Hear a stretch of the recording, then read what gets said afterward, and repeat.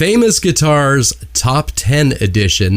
This is something I'm doing that's new, and basically I want to count down my top 10 favorite guitar players and guitars as they influenced me as a musician. Now, these aren't in any specific order except for maybe the number one. So I'm going to go ahead and get started with number 10, which is this gentleman right here. You probably know him from Hee Haw fame. If you're as old as I am or older, if you're young, you have no earthly idea what I'm talking about. But of course, this is the great Roy Clark. His favorite guitar, and probably the one that I saw him first play, was the Gibson Birdland. And he played several different guitars, banjo, fiddle, and I remember one time on Hee Haw, he actually wielded a Flying V, which was very cool, but that's number 10, Roy Clark. At number 9, doing his duck step, singing great songs like Memphis, Tennessee, and Johnny B. Good, is the great Chuck Berry, wielding his Gibson ES 350T, and I believe he eventually went to an ES 335, but you can check me on that one. At number 8 is someone who I always wanted to see live but never had the opportunity, and that, of course, that's the great B.B. King, wielding his Gibson ES Lucille. Just a fantastic, fantastic guitar player, and from what I understand, just a sweet soul too. At number 7 is somebody you may or may not have heard of, but I actually had the opportunity to chat with him online. I got to see him live finally back in the late 70s. He really influenced me, and that's the great Punky Meadows. He plays in a rock band called Angel.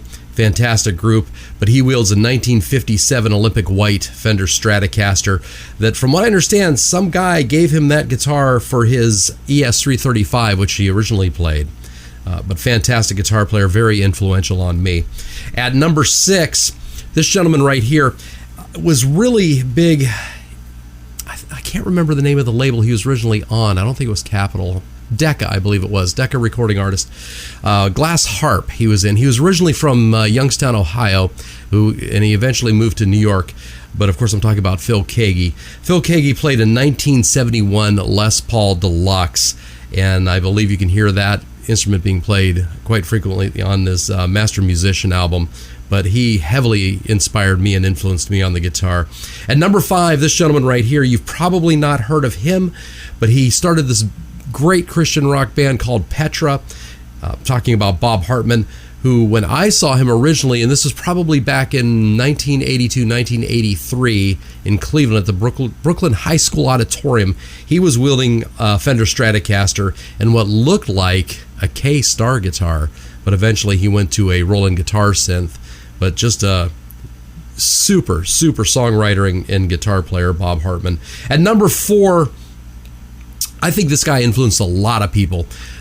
I think originally from Washington, Danny Gatton. He played a 1953 Telecaster that his father had purchased for him, and just his hybrid style of picking was just astonishing. And also, he was quite an accomplished jazz guitar player as well.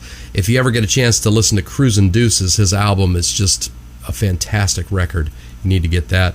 At number 3, the master himself, influenced a lot of guitar players, the great Les Paul.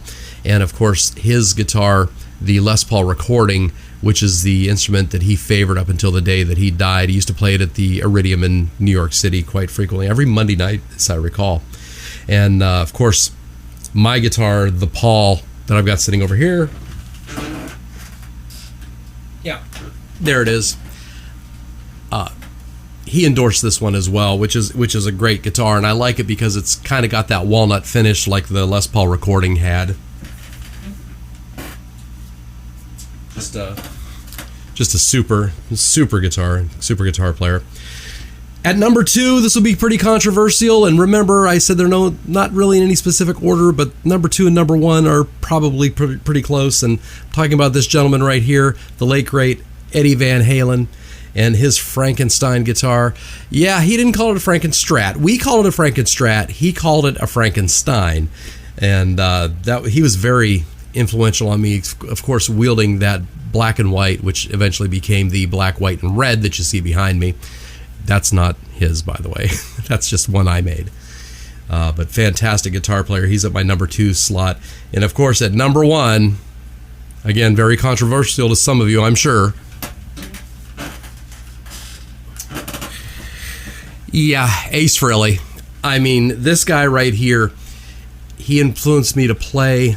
I was a big Kiss fan, and just the sounds that he made from that instrument from the first Kiss album all the way up to, I would say, about Unmasked is what really was influential to me. So Destroyer is a great album, Love Gun, but just the licks that he would play and the things he'd come up with really influenced me to play the guitar. So that's my top 10 list.